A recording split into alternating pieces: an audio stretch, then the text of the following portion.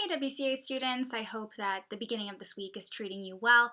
Today I wanted to finish reading Chapter 7 of Holes to you, as well as read Chapter 8. So if you remember, we just found out about how wanting to marry Myra Mankey went for Elia Yelnats. But here we go.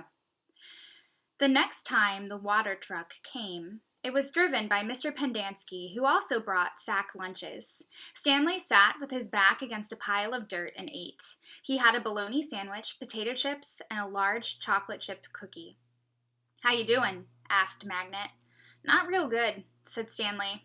"Well, the first hole's the hardest," Magnet said.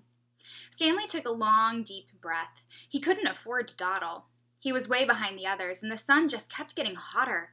It wasn't even noon yet, but he didn't know if he had the strength to stand up. He thought about quitting. He wondered what they would do to him. What could they do to him? His clothes were soaked with sweat. In school, he had learned that sweating was good for you. It was nature's way of keeping you cool. So why was he so hot? Using his shovel for support, he managed to get to his feet. "Where are we supposed to go to the bathroom?" he asked Magnet. Magnet gestured with his arms to the great expanse around them. "Pick a hole, any hole," he said.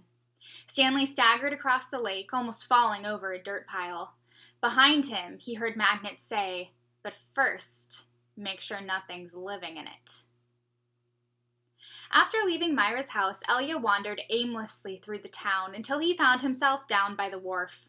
He sat on the edge of a pier and stared down into the cold, black water. He could not understand how Myra had trouble deciding between him and Igor.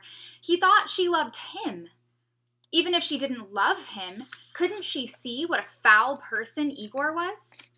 It was like Madame Zeroni had said. Her head was as empty as a flower pot. Some men were gathering on another dock, and he went to see what was going on. A sign read, "Deckhands wanted, free passage to America." He had no sailing experience, but the ship's captain signed him aboard. The captain could see that Elia was a man of great strength. Not everybody could carry a full-grown pig up the side of a mountain. It wasn't until the ship had cleared the harbor and was heading out across the Atlantic that he suddenly remembered his promise to carry Madame Zeroni up the mountain. He felt terrible.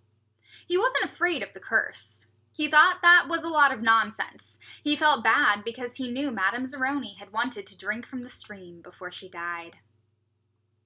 Zero was the smallest kid in Group D, but he was the first one to finish digging. "You're finished?" Stanley asked enviously. Zero said nothing. Stanley walked to Zero's hole and watched him measure it with his shovel. The top of his hole was a perfect circle, and the sides were smooth and steep. Not one dirt clod, more than necessary, had been removed from the earth. Zero pulled himself up to the surface. He didn't even smile. He looked down at his perfectly dug hole, spat in it, then turned and headed back to the camp compound. "Zero's one weird dude," said Zigzag. Stanley would have laughed, but he didn't have the strength. Zigzag had to be the weirdest dude Stanley had ever seen. He had a long, skinny neck and a big, round head with wild, frizzy blonde hair that stuck out in all directions. His head seemed to bob up and down on his neck like it was on a spring. Armpit was the second one to finish digging. He also spat into his hole before heading back to the camp compound. One by one, Stanley watched each of the boys spit into his hole and return to the camp compound. Stanley kept digging. His hole was almost up to his shoulders, although it was hard to tell exactly where ground level was because his dirt piles completely surrounded the hole. The deeper he got, the harder it was to raise the dirt up and out of the hole. Once again, he realized he was going to have to move the piles. His cap was stained with blood from his hands. He felt like he was digging his own grave. In America, Elia learned to speak English. He fell in love with a woman named Sarah Miller. She could push a plow, milk a goat, and, most important, think for herself.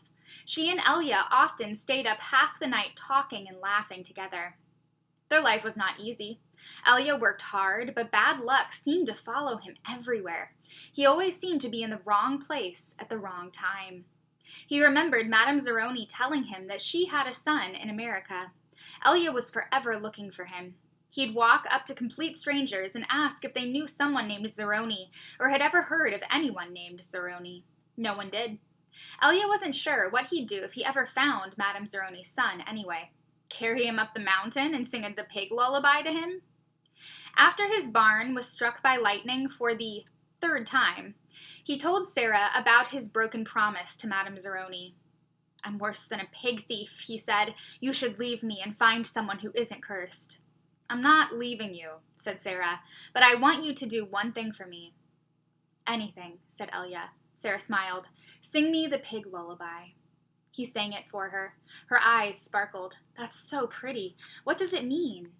Elia tried his best to translate it from Latvian into English, but it wasn't the same. "It rhymes in Latvian," he told her.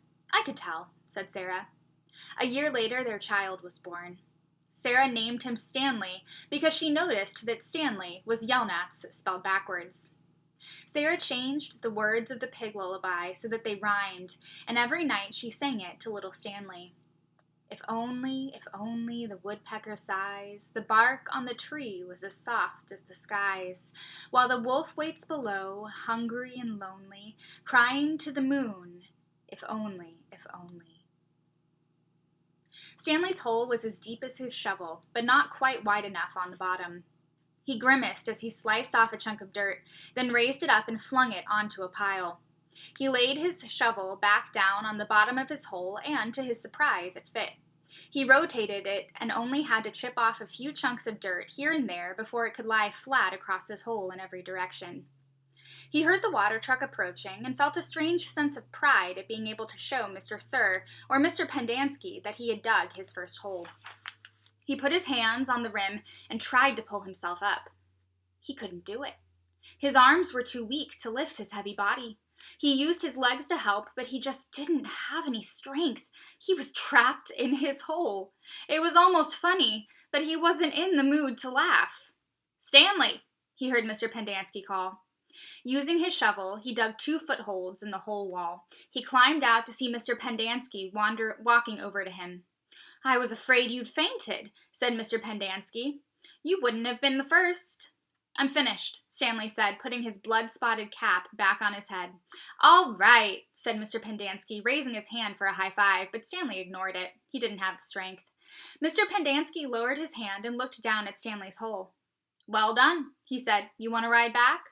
Stanley shook his head. "I'll walk." Mr. Pendanski climbed back into the truck without filling Stanley's canteen. Stanley waited for him to drive away, then took another look at his hole. He knew it was nothing to be proud of, but he felt proud nonetheless. He sucked up his last bit of saliva and spat. And here we go with chapter 8.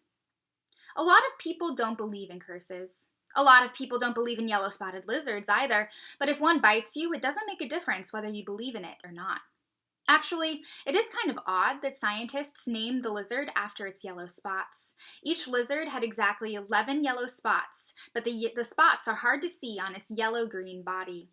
The lizard is from 6 to 10 inches long and has big red eyes. In truth, its eyes are yellow, and it is the skin around the eyes which is red, but everyone always speaks of its red eyes. It also has black teeth and a milky white tongue. Looking at one, you would have thought that it should have been named a red-eyed lizard, or a black-toothed lizard, or perhaps a white-tongued lizard. If you've ever been close enough to see the yellow spots, you're probably dead. The yellow-spotted lizards like to live in holes, which offer shade from the sun and protection from predatory birds. Up to 20 lizards may live in one hole. They have strong, powerful legs and can leap out of very deep holes to attack their prey. They eat small animals, insects, certain cactus thorns, and the shells of sunflower seeds. All right, and that's the end of chapter 8. Hang in there this week, and I will see you virtually soon.